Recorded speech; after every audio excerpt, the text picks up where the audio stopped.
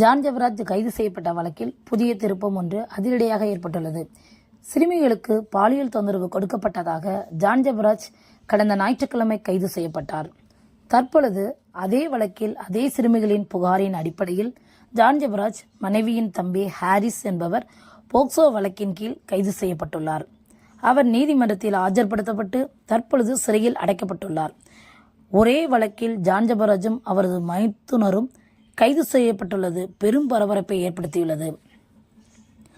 John Jebaraj விசாரணையின் போது என் மனைவியும் அவருடைய தம்பியும் பணத்தை கையாடல் செய்தது மட்டுமல்லாமல் என்னுடைய டிவோர்ஸ் வழக்கை திசை திருப்புவதற்காக இப்படிப்பட்ட பொய் புகார்களை அளித்து வருகின்றனர் என்று கூறினார். அவருடைய மைத்துனரும் இதே வழக்கில் கைது செய்யப்பட்டது பெரும் சந்தேகத்தையும் குழப்பத்தையும் ஏற்படுத்தியுள்ளது. தற்பொழுது ஜான் ஜெபராஜும் அவரது மைத்துனரும் சிறையில் அடைக்கப்பட்டனர். ஜான் ஜெபராஜ் வழக்கறிஞர் தரப்பு இதைத்தான் முதலிலிருந்தே சொல்லி வருகிறது. குடும்ப பிரச்சனையை பெரிதுபடுத்தி திட்டமிட்டு அவருடைய பெயருக்கு களங்கம் விளைவிக்க இவ்வாறு புகார்களை கொடுத்துள்ளனர். இது போக்சோ வழக்கு என்பதால் நீதிமன்றம்தான் விசாரித்து முடிவு சொல்ல வேண்டும். நீதிமன்றத்தின் அடுத்த கட்ட நகர்வு எப்படி இருக்கும் என்பதை வைத்து ஜாமீன் மேற்படியான காரியங்களில் முடிவெடுக்கப்படும். தற்பொழுது ஜான் ஜெபராஜின் மைத்துனர் கைது என்பது இந்த வழக்கில் பெரும் திருப்பத்தை ஏற்படுத்தியுள்ளது.